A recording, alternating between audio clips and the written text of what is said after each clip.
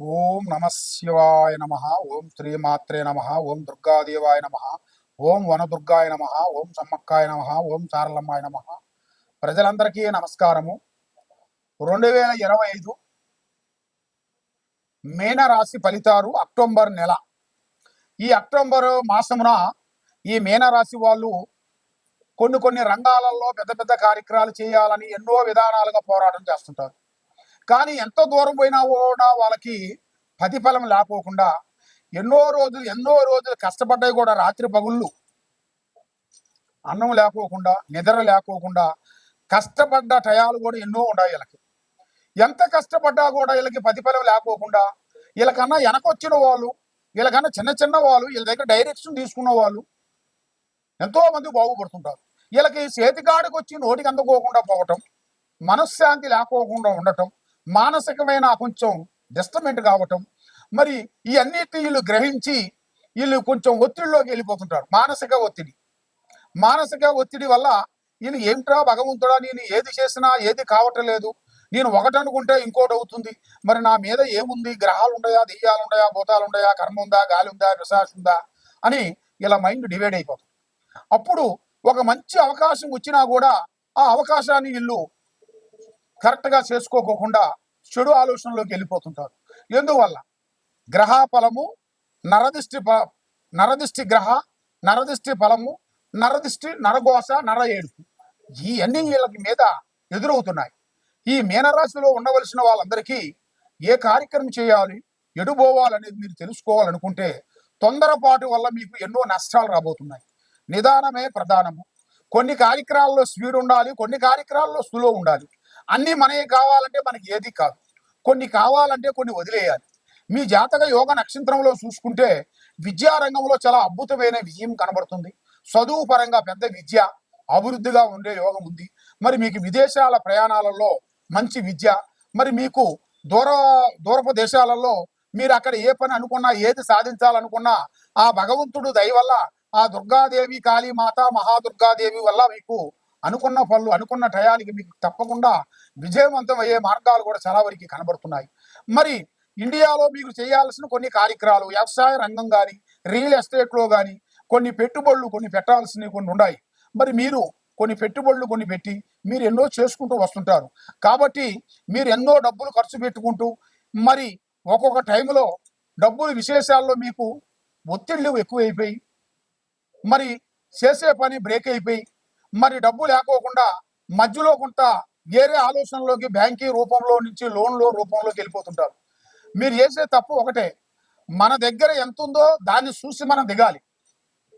మన బలం ఎంత ఉందో చూసుకొని దిగాలి. కానీ మనం బలం తక్కువగా ఉండి మనం ఎక్కువగా చేయాలనుకుంటే దాంట్లో ఎన్నో వచ్చి పడిపోతాయి. దానివల్ల మీకు మానసిక ఒత్తిడి, భార్యాభర్తల మధ్యలో కొన్ని గొడవలు, ఇంట్లో మనశ్శాంతి లేకోకుండా, పిల్లల మధ్యలో కొన్ని సమస్యలు, పిల్లలు కొంతమంది సంతానం కాకోకుండా కొంతమంది ఎన్నో విధానాలుగా బాధపడుతూ ఉండవలసిన వాళ్ళు కూడా ఏం చేయాలా అనేది వాళ్ళకి అంతు పట్టగా మనశ్శాంతి లేకోకుండా బాధపడుతూ ఉంటారు. మరి ఇలాంటి ఉండవలసిన వాళ్ళందరికీ తర్వాత వీళ్ళు చేసే ఒక తప్పు ఏమిటంటే, ఇలా బంధుమిత్రులతో కొంత అప్పు తీసుకొని కొన్ని పనులు కొన్ని బిజినెస్ నడిపిస్తుంటారు. నడిపించినంత వరకు నడిపిస్తారు. మరి అది ఆగిపోయే టయానికల్లా వాళ్ళు ఒక క్రెడిట్ ద్వారాగా కానీ, ఒక బ్యాంకు లోన్ ద్వారాగా కానీ వెళ్ళిపోతుంటారు. అవి కట్టలేని టయానికి బ్రేక్ కావటం, కొన్ని రోజుల పాటు కట్టి కొన్ని రోజుల పాటు ఇబ్బందిగా ఉంటుంది.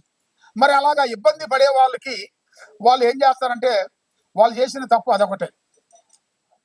వాళ్ళ శక్తి ఉన్నంతవరకు తీసుకోవాలి. కానీ శక్తి మించింది ఎప్పుడు తీసుకున్నారో, ఒక అప్పు తీసుకున్నామంటే ఆ అప్పుని కవర్ చేయడానికి 100 అప్పులు చేయాల్సి వస్తుంది. ఇక్కడి నుంచి అక్కడే, అక్కడి నుంచి ఇక్కడ, ఇక్కడి నుంచి అక్కడ పెడుతూ ఉంటాడు. ఎందువల్లంటే వాడి దగ్గర డబ్బు లేదు. డబ్బు ఉంటే వాడు అంత దూరం పోవాల్సిన పని ఉండదు. మరి అవి కూడా ఆగిపోయింది అనుకోండి, అప్పుడు వాడికి త్రికార శుద్ధి ఇబ్బంది అయిపోతుంటుంది. దానివల్ల వాళ్ళు ఎన్నో మంది మనం పొద్దున్న లేచిన తర్వాత టీవీలో కానీ పేపర్లో కానీ ఎన్నో వార్తలు వింటున్నాం. ఫలానా ఫైనాన్స్ ప్రాబ్లం వల్ల మందు దాగి చచ్చిపోయారు, ఫలానా ఫైనాన్స్ ప్రాబ్లం వల్ల క్రెడిట్ కార్డు వల్ల బావిలో పడి చచ్చిపోయారు, మందు దాగి చచ్చిపోయారు అని ఎన్నెన్నో రకాలుగా మనం వింటున్నాం. కాబట్టి ఈ మానవ జన్మ మంచిగా ఉండాలి, ఇబ్బంది పడకూడదు అనుకుంటే ముందు జాగ్రత్త ఉండాలి. ముందు జాగ్రత్త. ఆ ముందు జాగ్రత్తని వీళ్ళు గ్రహించుకోకుండా వీళ్ళు ఎవరో ఏదో ఒకరు చెప్తుంటారు, స్నేహితులు బంధువులు ఎవరో ఒకరు చెప్తుంటారు.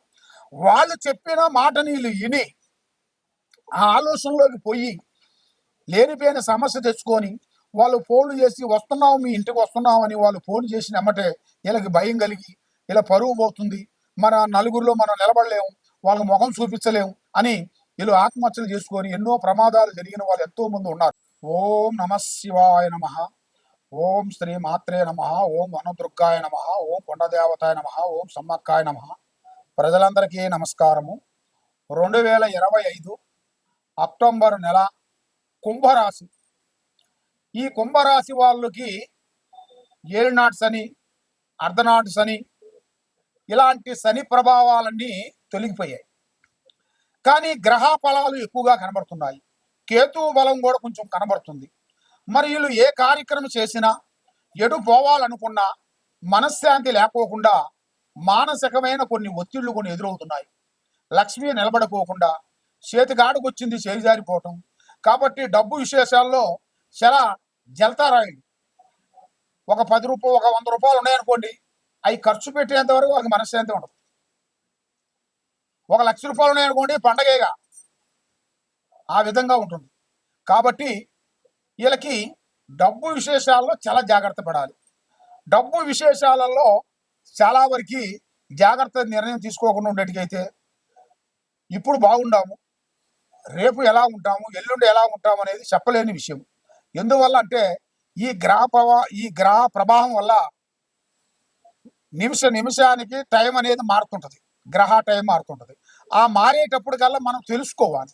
డబ్బు విషయం కానీ, బంధువు విశేషాలు కానీ, భార్య విశేషాలు కానీ, కుటుంబంలో బిడ్డలు కానీ, కొడుకులు కానీ వీళ్ళని కొంత జాగ్రత్త పడి మనం చెప్పాలి.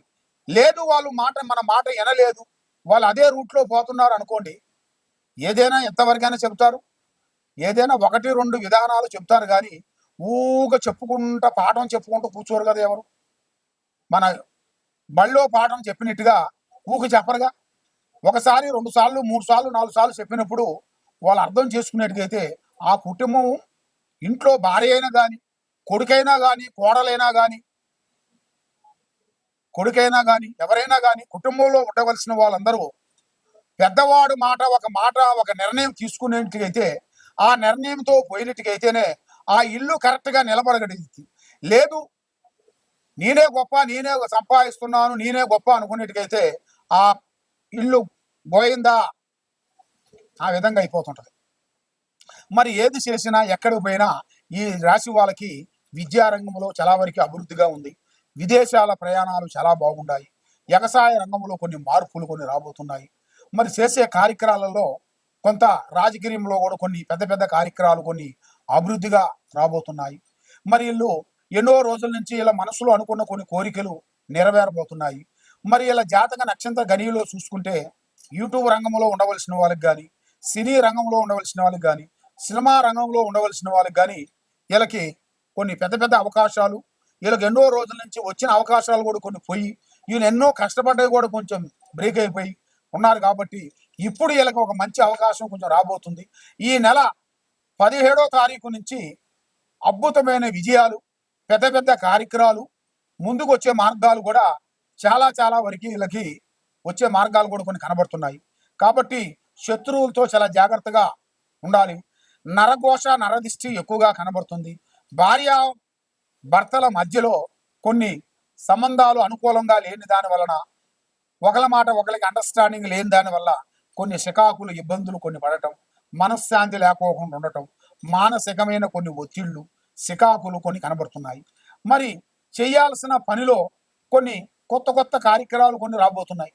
కొత్త కార్యక్రమాలు, మరి మీరు స్థాన మార్పులు కొన్ని రాబోతున్నాయి. స్థాన మార్పులు అంటే ఇల్లు కట్టుకోవటం కానీ, లేదా ఒక కాంప్లెక్స్లో ఇల్లు కొనుక్కోవటం కానీ, మీ జాతక యోగంలో కూడా అభివృద్ధిగా వచ్చే మార్గాలు కూడా అతి దగ్గరలోనే కొన్ని ఉన్నాయి.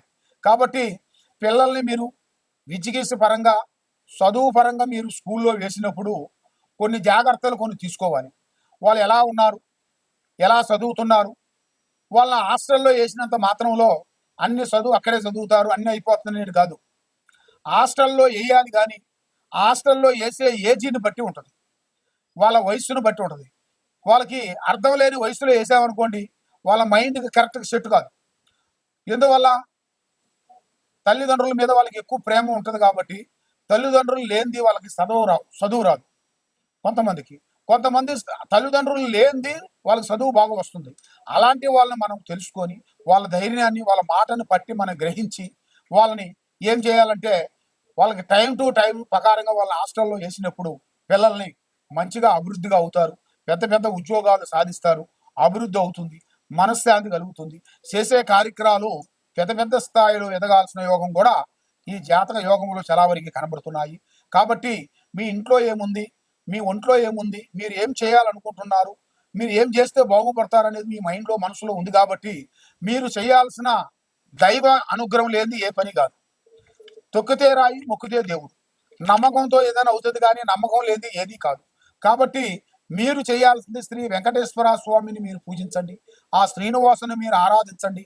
తప్పకుండా మీకు ఆ భగవంతుడు దయ వల్ల మీ మీద ఉండాల్సిన కష్టాలు తొలగిపోయి ఆరోగ్యాలు బాగుండి మనసు బాగుండి ధైర్య శక్తి వచ్చి లక్ష్మీ నిలబడిపోయి చేసే కార్యక్రమాలు మీకు ముందుకు వచ్చే మార్గాలు కూడా అతి దగ్గరలోనే కొన్ని కనబడుతున్నాయి. కాబట్టి మీరు ఎన్నో రోజుల నుంచి ఎదురు చూసే సమస్యలు కూడా ఈ నెల 17వ తారీఖు నుంచి అద్భుతమైన విజయాలు ఎనబోతున్నారు.